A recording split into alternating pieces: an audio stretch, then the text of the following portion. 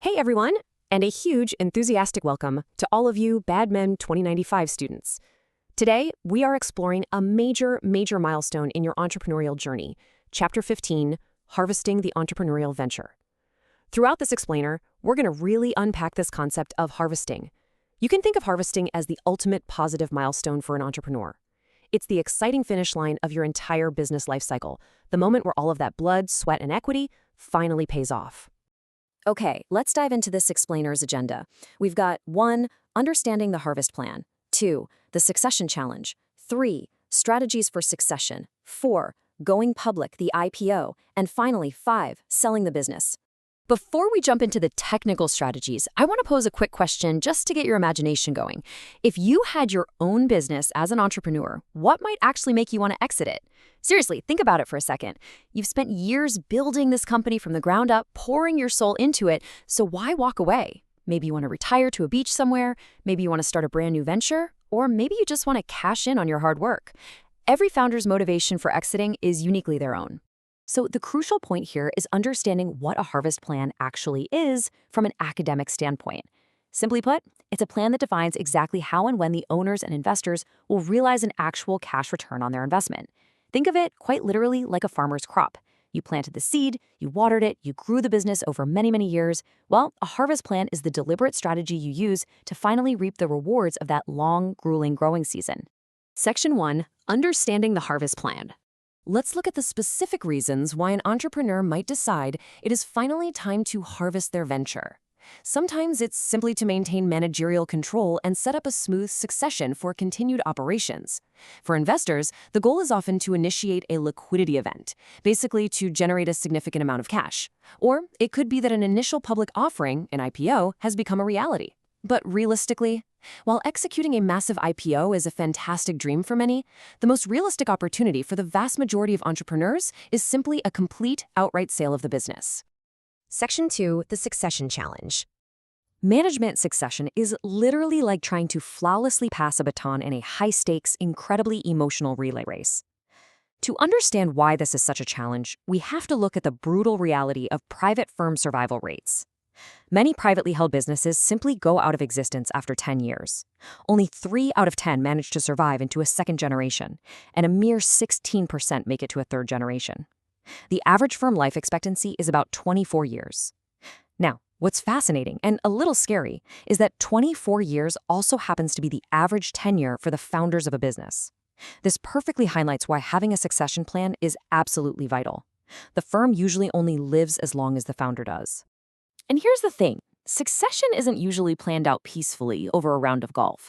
It's often triggered by what we call forcing events. These are unexpected happenings that cause the sudden replacement of the owner-manager. We're talking about death, severe illness, a mental or psychological breakdown, an abrupt departure, major legal problems, or even severe financial difficulties. These forcing events make succession planning urgent rather than optional. If an entrepreneur fails to plan for these realities, they leave a tremendously heavy burden on the survivors to just figure it all out during a massive crisis. And this brilliantly illustrates exactly why succession is such a highly charged emotional issue. It's a complex web of pressures from both inside and outside the family. Inside the business, you have family managers worrying about holding on to control. You've got sibling rivalries and this desire to build a dynasty. Outside the business, you have non-family employees wanting rewards for their loyalty and professionalism. Plus, you have outside relatives worrying about their inheritance. It's a messy and tangled situation where the family business and the business family have to be carefully untangled to make any real progress. Section 3. Strategies for Succession. To navigate that complex web of messy family and business dynamics we just talked about, founders generally choose between an early entry strategy and a delayed entry strategy for their heirs. With early entry, the heir gains intimate familiarity with the business and develops highly specific skills. However, the downside is that any normal mistake they make is often viewed as total incompetence by the staff, and conflict can easily arise if the founder won't let go of control. On the flip side, delayed entry allows the successor to build self-confidence outside the firm. Their skills are judged objectively based on their outside success, which establishes serious credibility. The trade-off there is they might lack specific expertise in the family business's unique culture when they finally do join. Section 4. Going public, the IPO. Now let's completely shift gears and explore the second path in our exit adventure, going public. This is a highly regulated, very complex, but potentially lucrative option. An initial public offering, or IPO, is defined as the registered public offering of a company's securities for the very first time. Taking a company public is not for the faint of heart. It requires an absolute mountain of compliance. Specifically, you have to file a massive registration statement and a complete prospectus with the Securities and Exchange Commission, or SEC. You can't just decide to sell shares to the public on a random Tuesday. The SEC must rigorously review everything and give their official permission to proceed. Now, what's really interesting about the IPO process is the sheer volume of transparency required. The IPO prospectus has to lay everything bare. I mean, everything. You have to disclose the history and nature of the company, your capital structure, any material contracts, and exact descriptions of the securities being registered. You even have to publicly publish officer salaries, major security holdings, how much they paid for them, and provide fully audited financial statements, plus info on your competition. It is a total open book. And guess what? The paperwork doesn't stop once the IPO is done. Let's demystify these key SEC forms. Taking a company public means signing up for continuous, rigorous reporting. First, you have the Form S-1, which is the initial information contained in your prospectus. Then, on an ongoing basis, you must file a Form 10-Q, which contains your quarterly financial statements.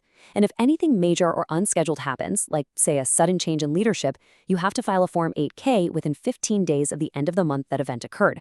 You are constantly reporting to the public. Section 5, Selling the Business.